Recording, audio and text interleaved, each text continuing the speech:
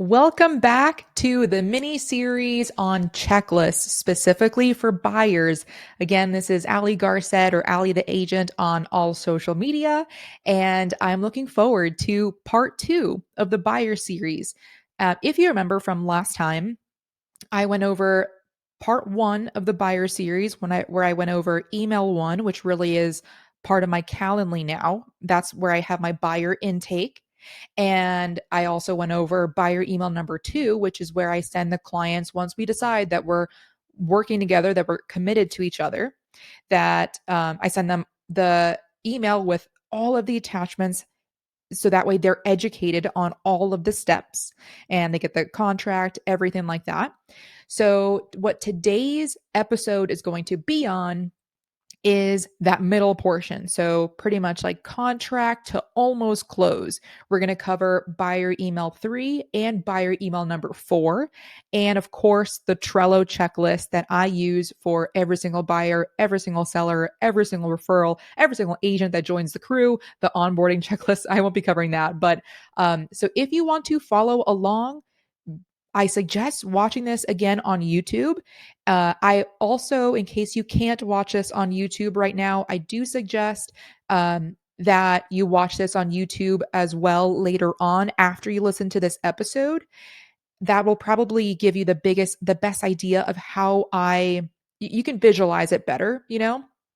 And also, if you're interested in these checklists, shoot me a text. My phone number is 520-341-2552. Text the word checklist and we'll set up a call. And then after that, you can receive these checklists. I'm here to give it out, no cost. So also, if you're looking to one day grow a team, or increase your team if you're already a broker owner, this is a great way for you to leverage and give a front to end checklist for how to work with sellers, how to work with buyers, how to work with investors, referrals that you can give to the agents on your team, or you can use as leverage for those agents to do the work and then know exactly what step they're on, what is next.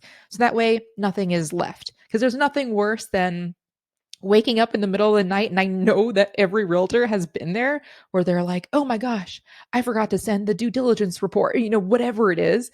There's you can avoid feeling like that, and you can help your team avoid feeling like that when everyone has a checklist of knowing exactly what they have done, what they have checked off, what they have not yet. So again, my phone number is 520-341-2552.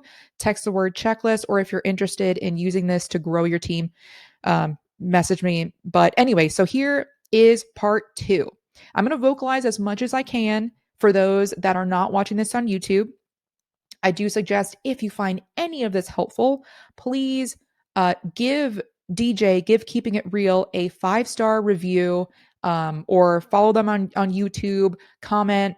Anything would help. And I really want to give back to DJ. So for having such a great podcast. So over here, I'm sharing my Trello screen again. And again, Trello, for those that have not used it, is a free project management tool, free, where you can create cards or boards and you can list out every single item on a checklist, and you share this. As you can see, I share it with my crew, and they can copy and paste it and move it into their own board. Again, leverage. So you create the template and they can just copy and paste it and include their own address. And then, yeah, so let's go in here. The home buyer checklist, part 2.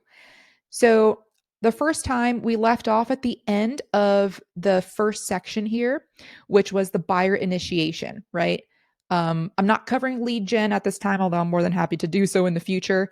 And because at one point I had so many leads, and I know how this sounds, but I had so many leads that I had to form a crew because I wasn't comfortable like referring the leads out to someone in a different brokerage or a different crew where I didn't know how they would treat my lead, because the lead was they're my personal like friends and family. So I just wanted to make sure that they were treated very well. So I was like, you know what? Let me make this into a checklist.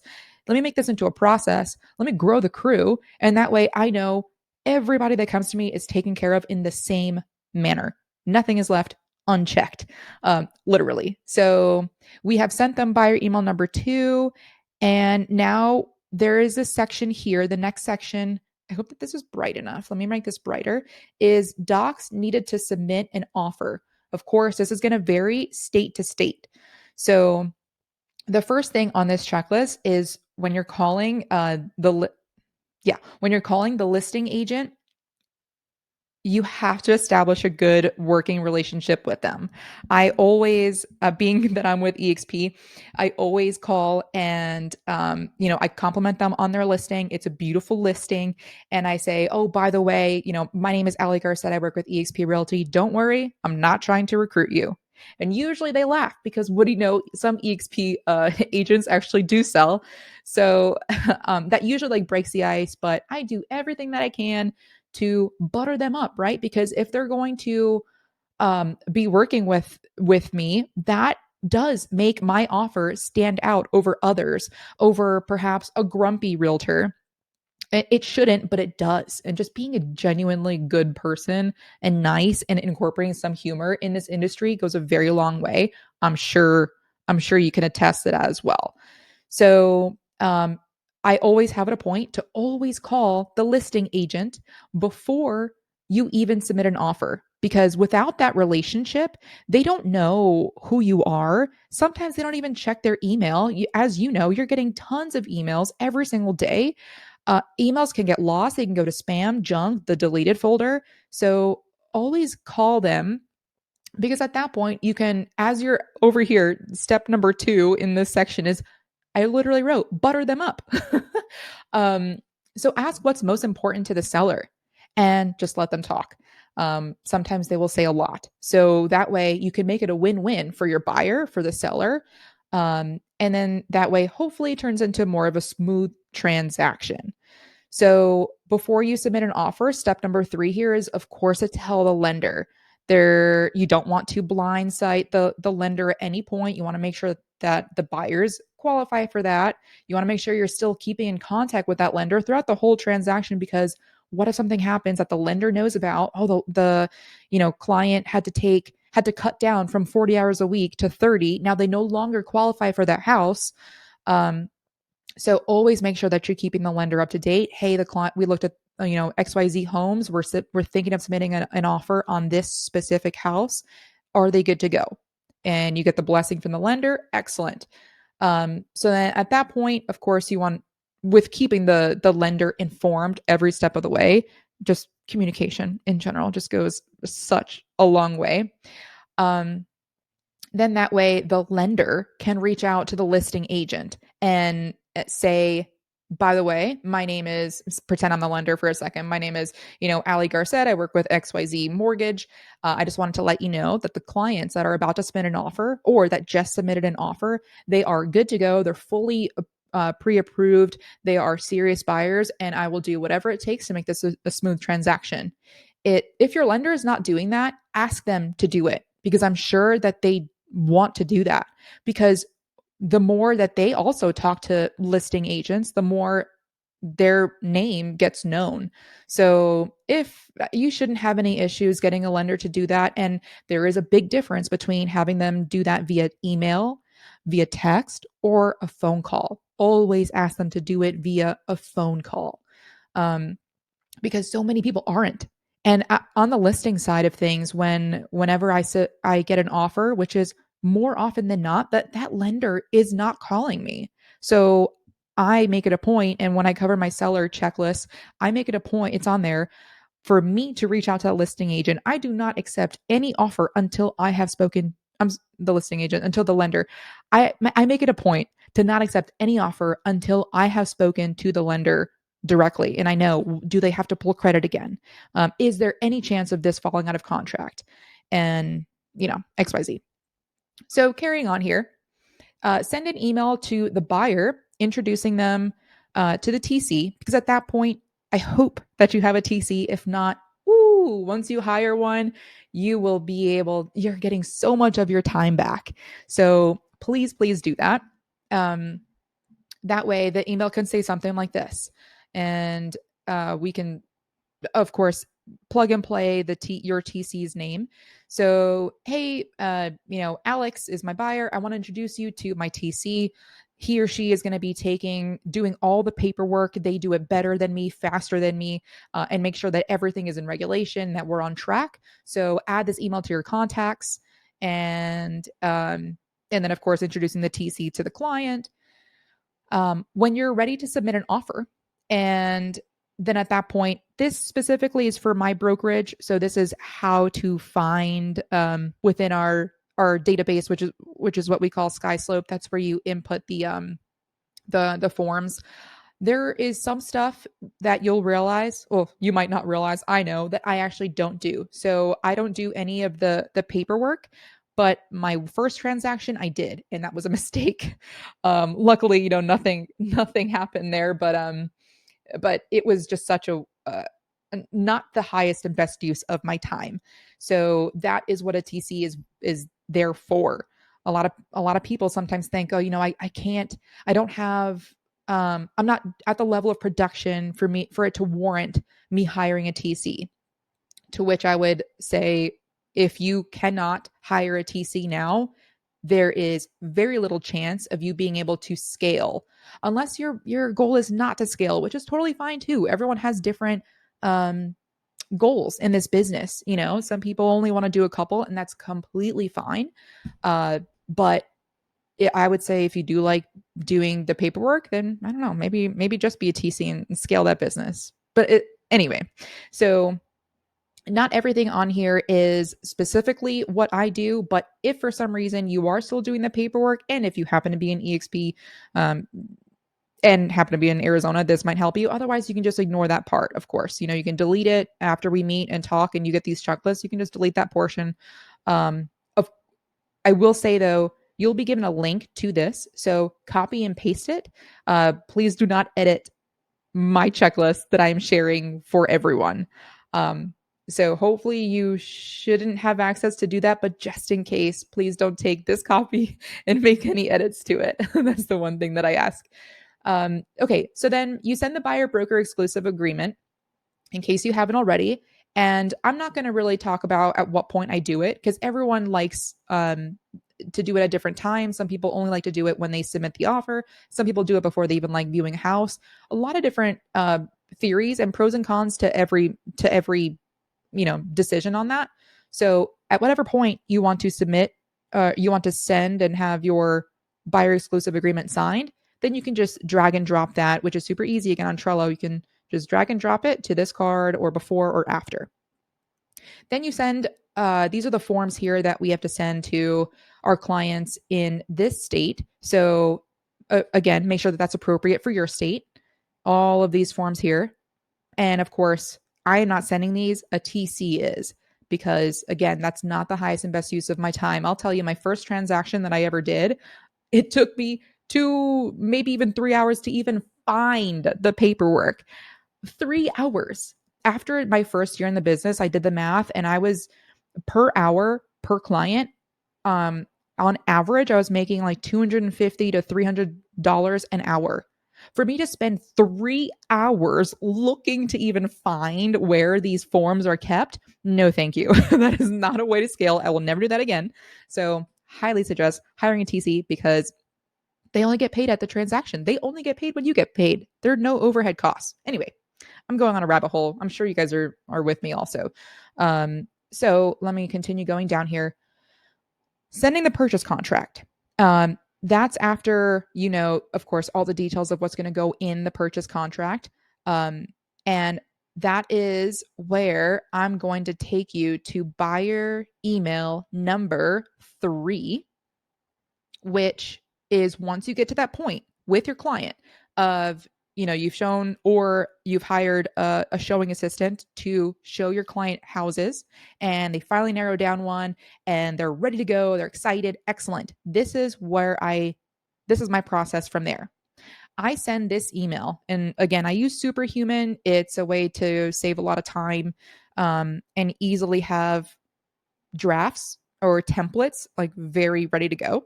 So I send this email to the clients. So obviously I'll put them in the to line. Buyer email number 3 is with the subject line drafting the offer and the next steps. Of course, I'm always adding next steps because that's what the buyer wants to know. Great, this is what we're doing now, but what do I expect tomorrow? What do I expect the next? What's next? So, of course, like in every single one of my videos, or emails, I have a video because I love video because it goes so much further. If clients, I'm going to scroll down here, if clients were to just see all of this by itself with a lot of words, that's putting a lot of work on them. And you want to make this as smooth as possible for them. So, in this video, once again, of this email, I'm pretty much reading this email to them. It's story time. Again, I want to make it as easy as possible for them. So I am telling them what exactly we need in order to draft the offer. And you'll realize here I have a graph. So on the left side, it's like the column of what I'm looking for. So of course, the buyer names, the phone numbers, emails, you'll probably have that already. The address, the purchase price. Take your contract, your purchase contract or offer to purchase wherever you're located, and every single line item that needs to be written in, turn that into a graph, just 2 columns. The left side is what you're looking for, the right side is blank. And you send that is template, that's your buyer email number 3. So in that way, I send this out to the buyers and they are the ones filling this out.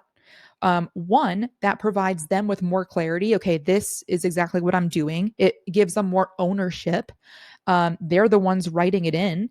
And of course, it goes through every single portion of the purchase contract. So at the bottom here, or actually, let me scroll back up. So after my video, which is just a 1-minute video explaining what is in this email, I also added another video, which is the purchase contract overview. Now they have already received this in buyer email number 2, if you remember, because buyer email number 2 has my buyer PDF, which is my video collection of taking the buyer from the very beginning all the way to the very close end of the transaction, asking for the review. And so I clicked on this already. And the buyer contract overview is on YouTube.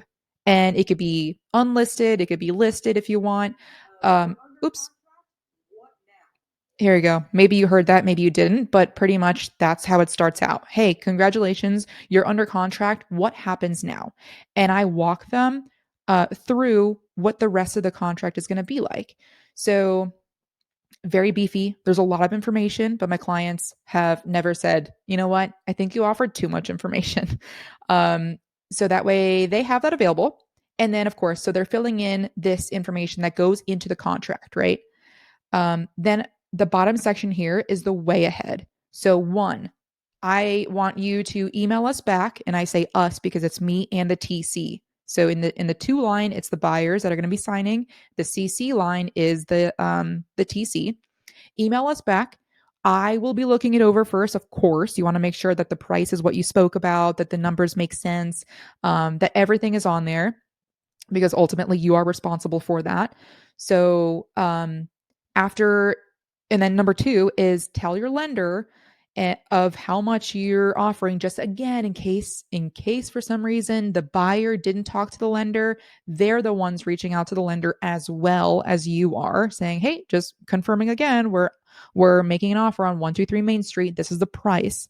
Sign number 3 is for them to sign the offer. Number 4 on their list of the way ahead is I will be presenting this to the listing agent and letting them know it's in their inbox. Number 5 is the lender is going to call the listing agent. And I'm telling the buyer this, right? Like, hey, your lender and I are working together to do the most we can for you. It's a team effort. And then number 6, be on the lookout and for the next email, which should be we're under contract. And then the attachments here that I have are the buyer advisory. Again, this is state specific, so I won't open that up. But also, again, I attach the buyer client PDF. Again, this is the whole like video course pretty much on buying in your state. So this, of course, takes a lot of effort to make, but it is so worth it once you make it because it should be evergreen and it should apply to all buyers. So you send it. They send it back to you saying, okay, this is what it is. If you need to jump on a call saying, hey, I thought we spoke about this much earnest money, or that you were not going to ask for a home warranty, whatever it is at that point, if it warrants a phone call, excellent. If not, you're ready to go. All you have to do is text your TC saying the email that you were just CC'd on, the drafting the offer, good to go. Can you draft it up? And yeah, so that's buyer email number 3. Going back to the Trello checklist now. Let me move this here. So we have sent out the offer. Um, and at this point they have sent us back to it. I don't want to jump too far ahead, because there are a lot. If you're following along on YouTube, if this has been helpful so far, again, please like this video, comment on it saying what portion has been the most useful to you. If you're interested in setting up a call, text checklist 520-341-2552. But whatever platform you're listening to this, whether Spotify, Apple, please give Keeping It Real a 5-star review, because DJ does so much for the agent community and I really appreciate him. Okay. So you take the prequal. Of course, you're going to be submitting the offer with the prequal. I don't mean to say of course. I want this to apply to all agents of all levels. So then, once you have all the documents submitted to the listing agent, follow it up with the highlights. So once your TC has drafted the offer, the buyers have signed, you've already looked it over, you're good to go. Then at that point, it becomes a decision whether you want to send the offer to the listing agent or your TC. I have my TC do it, and specifically in there, I have I write my own blurb of what I want the TC to copy and paste, but they're the ones submitting it to the listing agent. One, it saves some of my time, and two, it comes from the TC to the listing agent. So in that way, the listing agent is seeing, okay, Ali has a TC. Let me make sure that I keep them in the loop because I'm sure that you have all experienced this where cross agents forget to CC the TC, and that's like the most important person to be CC'd. So I want the conversations, the communication to be from the TC from the start, so that way they know, like, hey, she needs to be CC'd on everything. So in what am I typing out for the TC to put in the blurb, right? Because we never send emails that are just like, hey, attaches the offer, let me know, please confirm receipt, and then I attach the offer. That's the worst thing you could do. What I do is I make sure that I highlight all of the main points: purchase price, earnest money, closing date, what we're asking for, seller concessions, every portion of it in bullets. I'm not writing a paragraph. No one wants to read a paragraph. It's bullet form. We super look forward to you. We look forward to a smooth transaction. I'm the TC. I'm working with Ali Garced, and afterward, I call the listing agent. Hey, just want to confirm that you received it. We super look forward to making this as smooth of a transaction as possible, and I mean that. And so that way, the first time they're getting an email is not just an offer that they found in their junk, and you can do so much better. If you want to go above and beyond that, you can jump on BombBomb, which is what I'm using right now to share my screen, and you can make a video saying, hey, Leslie, I love your listing. I know that we've spoken. I just wanted to add this video to this email. I wanted to introduce you. This email is coming actually from my TC. Her name is Laura. You can, please add her as a contact in your email so emails don't get lost. Please CC her on everything. This offer is the best one that we could have made.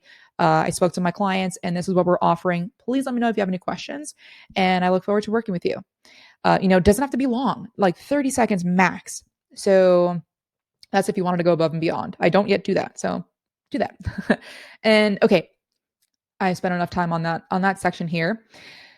Here, this next item on the checklist is unfortunate that we have to write this, but it happens. Not everyone is honest. So screenshot on the MLS how much the co-broker percentage is going to be.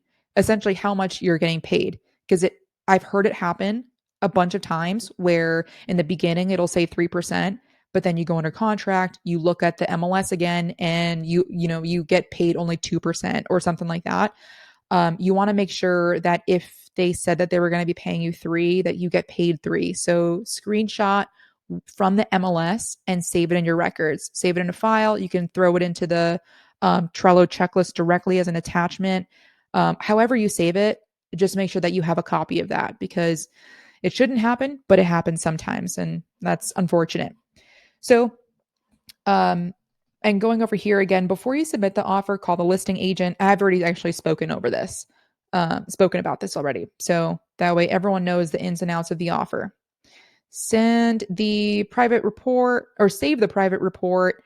Okay, that has the commission split. This is being redundant, but again, it happens. Make sure that you do it.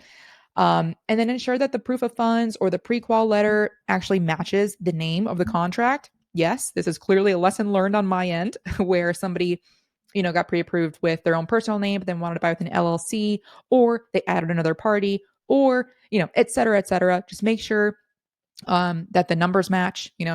Are we offering 601 when they're only qualified for 600?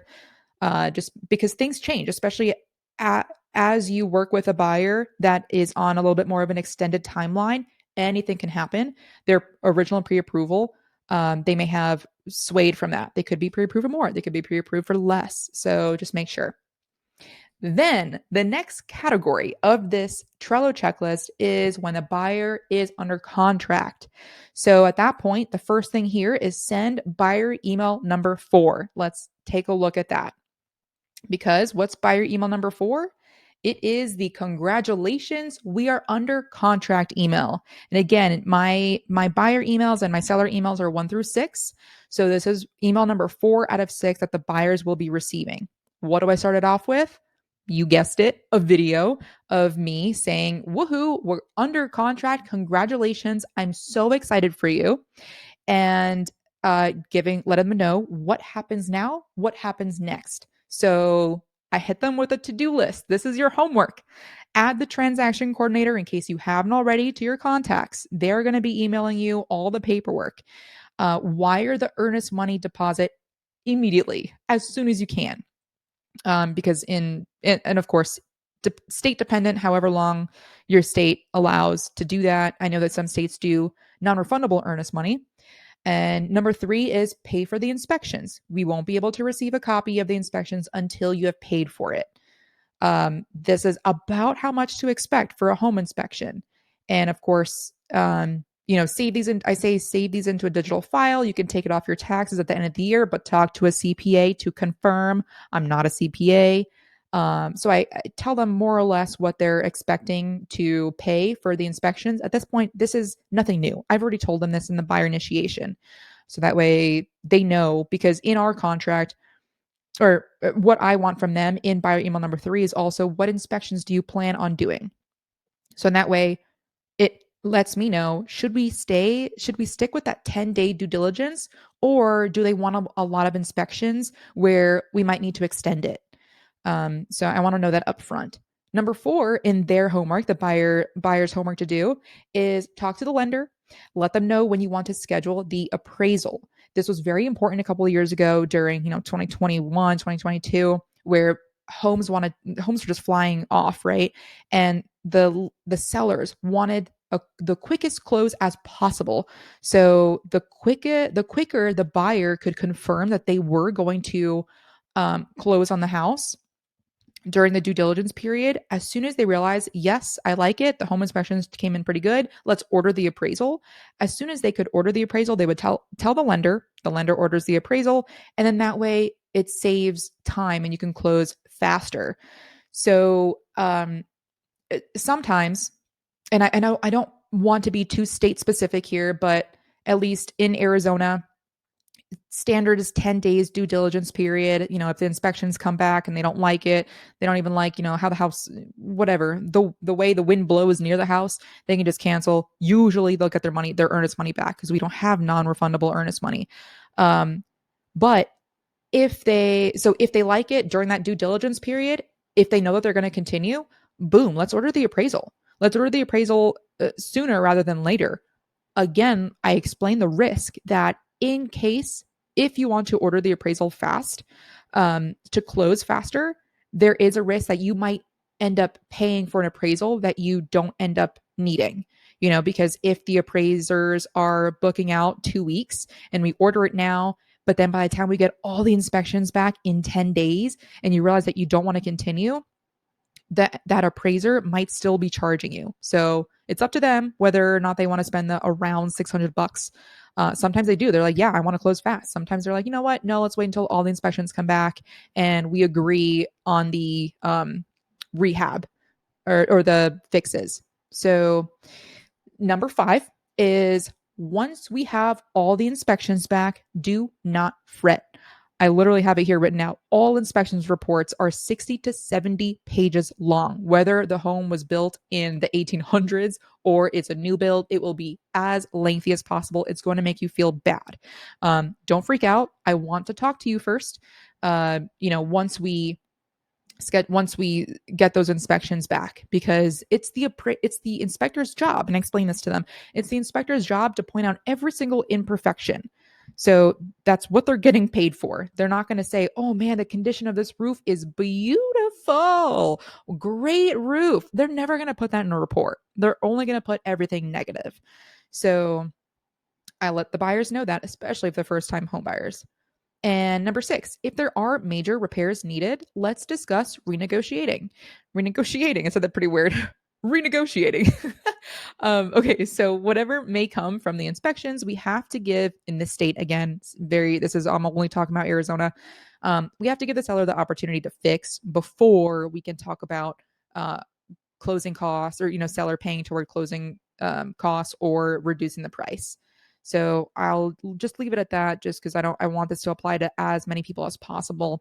And of course, 7 does apply to everyone. Do not buy any large items until you close on this property. If you have any questions, talk to your lender first. Hey, can I buy this? Hey, can I buy that? Don't risk losing this property. Number 8 is, if it's applicable, call the solar company and start transferring the lease over to your name. Number 9 is review the buyer packet PDF again and watch those videos that apply. And number 10 is, if you are getting an appraisal after the inspection period is over, tell your lender to order the appraisal. So that's kind of like a repeat, but it's very important. Now, at the bottom here, I have it written, watch this video for extra information. And what is that video? I think that's the overall I'm under contract video. Oops, let's X out of that. Hopefully you couldn't hear that. That was an ad. So that's the under contract video. And what do I attach? The buyer client PDF. Again, this is from buyer email number 2 all the way until the end. They are seeing the same PDF because it's their whole course, right? The buyer, the whole overall process. So maybe buyer email number 2 is where they just watch the first couple of videos. Buyer email number 3, so that way they don't have to keep digging. Oh yeah, where is that buyer PDF again? They're not going to have saved it. It's not their job to. So again, you want to make it as easy as possible for them to work with you and give you a great 5-star review. And then at the bottom of my email, of course, I have the way ahead. Your next to-do list email will be your week before closing checklist. And I want to go back to the Trello. So that's buyer under escrow. I'm going to finish this section here. And then, let me finish this section here. So as soon as you're under contract, tell the lender, again, the lender should have already been kept up to date because you have a checklist where you're talking to the lender and you're telling the buyer to talk to the lender. And then you're under contract. At this point, they're happy. They're excited. Sometimes they're nervous, of course, with, good reason. It's probably the most expensive purchase of their life, or one of them. Ask for a referral. Hey, I'm so happy that you're so happy.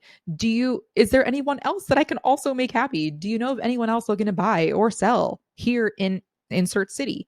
And, that's a great way to get a great time to get referrals. If I know a lot of agents do this, I personally don't.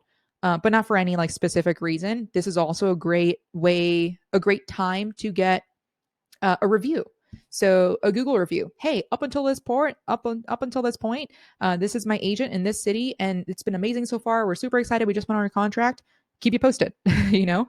So you can ask for a review then too, with or in lieu of the referral. So of course, you've submitted the offer.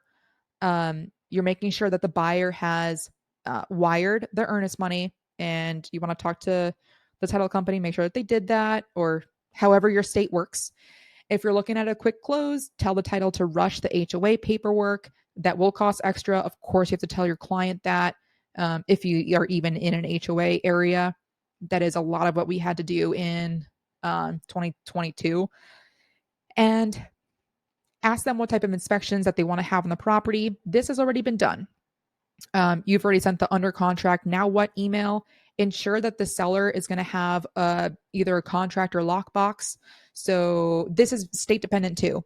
Some states allow that the inspectors can just go there without you, without an agent. Some states don't. So Arizona, you have to be there with the inspector. So make sure that, whichever way it is that it applies, that you're staying in the regulations. Sorry, that was like a military term that I got used to. So then you confirm the deposit to the escrow or title. You're looking at the title commitment. Look at who's the seller. Is the name who you thought it was? And you just want to make sure that you're probably seeing some overlap here too, where like this is of course on the listing agent's responsibility, but you also want to make sure, probably even before you place an offer, that when you're making an offer, who it's to is actually on the county records of who owns it. So I hope that explained that correct, in a way that you can understand. So at that point, you confirm that the lender ordered the appraisal, if there is an appraisal. You've scheduled the inspections, or the TC has, and they just let you know. Either you're going to be out there, or another agent, a showing agent, can be out there. Again, state dependent. Add it to your calendar if you are going to be doing that, and collect the HOA documents if that's applicable. Remove any contingencies as you're continuing through the transaction, the home warranty at that point. Finalize a social media post. Hey, like, we're under contract. Maybe you could share a reel. Of course, no specifics, but that you're excited for your client. That will generate more referrals. Schedule a photo with the clients. I have bring the marketing key. And then at that point, you contact the title company and you ask them for the commission instruction form, how you want to get paid, whether you're picking up a check, which I suggest don't drive to go pick up a check. Just like I don't suggest you driving to go to the grocery store to go grocery shopping, go on Instacart. So I'm just like not a fan of driving. I think it's like a really big waste of time unless you're being driven around and able to work in the back seat. But maybe that's just how my brain works. So you want to make sure, of course, when the inspection period ends, you want to know all the timelines. You and your TC should have those dates like memorized. And well, actually, maybe instead of even memorizing it, this is what I do. In the title, if you scroll all the way up on this checklist, I have it here as a template for the title: PP, purchase price, close of escrow, earnest money, due diligence period. So that way you know exactly what date it ends. Who is this for? All of the biggest highlights, or if there's some big to do, you can add it to the title. So in that way, as you see all of these, as you continue getting more and more buyers under contract, exactly where you're at in the process. So let me go back in here.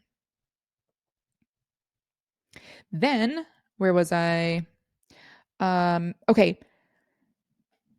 If during escrow your client messes up the deal, or the deal falls through on your end, send the cross agent flowers, chocolate, champagne, candy to their office with a card that says, "Hey, Leslie, I'm so sorry about what happened with the transaction." Even if it wasn't your fault, if you worked with them and you liked working with them, send them something of gratitude. It goes such a long way, because agents don't really show gratitude to each other. So I'm so sorry about what happened with this transaction on 123 Elmo Street.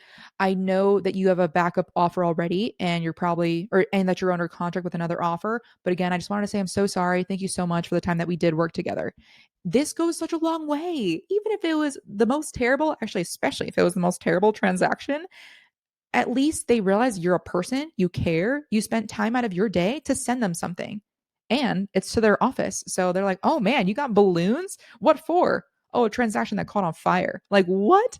And they sent you balloons? Like, that's, just think about that. That's such a, I don't know. I love this. I love this so much. Um, or like vice versa, if the cross agent just goes above and beyond, or maybe they don't even need to go above and beyond, send them balloons anyway. Send them a little candy, like Lifesavers candy and card to their office saying how much you want to thank them for saving the deal or just for being a great cross agent. And ask them for their Google business review or business page where you can review them. An agent to agent review, I think, goes such a long way. And I love giving agents reviews, of course, if I've worked with them, because as people are seeing, as people are Googling agents near them and they see, oh, this agent has a good reputation amongst other agents, that goes a long way. So it takes all but a minute of your time. Okay, how to find signed documents. This is specific. Again, I hope that you were using a TC to do this, so I'm going to skip over this one. Ask the buyer when they want to order the appraisal. Again, this is already in the checklist. It's redundant for a reason. So if there's going to be a post possessions were very, very common. I'm sure your brokerage has a post possession form. If not, maybe ask the broker for one, because they need to have been told to seek legal counsel because there's a lot of variations, a lot of things that could go wrong. You just want to make sure that you are covered. Um, and then once the appraisal comes back, then if it's at a price or even higher, congratulations. That is a phone call to the buyer saying, congratulations. Not only, did we get the offer in, we got you under contract at the price you wanted, the terms you wanted, but you are getting equity, instant equity as soon as you close. And this is how much. Like, because sometimes they'll receive the appraisal, but they don't know how to read it, so interpret it for them. Don't be like, oh, hey, did you see the appraisal? Hey, congrats. Like, you got 15K. They might not even know what page to even find that. So of course, read it, baby it as much as you can to them. And if the buyer's under contract on a home with a pool, add just a pool safety notice in case you need that. And tell the title company if the buyer is military, because a lot of title companies will have military discounts, police or first responder discounts, educator discounts. Just ask the title companies what kind of discounts they offer and make sure that is applied for the buyer. So the bins are here. This other section is an Arizona specific term, but pretty much in Arizona, even though it's an as is state, when the buyer gets the inspections back, they have the option to renegotiate. So the seller can, so we renegotiate, right? Sometimes say, hey, can you actually fix this or that? Those are like pretty major items. The seller can say no. So in this case here, I have, if the seller decides to reject the buyer's binzer, that means that the form, that means that the buyer now has 5 days to decide whether or not they want to proceed. So it's kind of like another just renegotiation period. Of course, that applies to only Arizona. There, you might have something similar in your state. So that is where I think I'm going to end today's. Let me see, because the next is going to be the before closing checklist, which is the 2 weeks out, which correlates to email number 5. That is where I will start it next for the next episode. If you have any questions, again, I am more than happy to talk to you guys about it. I am already like super excited with the amount of like people that I've been meeting with and talking to them about these checklists. Similar to me, like growing the crew. I don't want to just like throw everything at you. I want to like talk you through it because Trello, this is a lot. There is so much on here. So again, this is a great way for you to leverage and continue growing your crew, knowing once you have perfected it, say you're the team leader, say you're the broker owner, once you have perfected it with your state, your forms that are needed, your, templates in here, at that point, you can just have the agents on your team copy and paste this, and you can share a board with them and see exactly what they have done and what they haven't done yet. So if they're stuck on a portion of the transaction, then you can check in, say, hey, I see that we haven't received the appraisal back. or whatever it is, you're able to have better access in seeing what step of the process each of your agents is at. So again, if this has been helpful to you at all in the slightest, please give this a like, subscribe to Keeping It Real on YouTube. If you're listening to this on Apple, on Spotify, give us a 5-star review. I know DJ does a lot for the community. And if you're looking to schedule a call to get these checklists, text the word checklist to 520-341-2552. Again, that's 520-341-2552. My name is Ali. I'm Ali the agent on social media, and we'll see you later.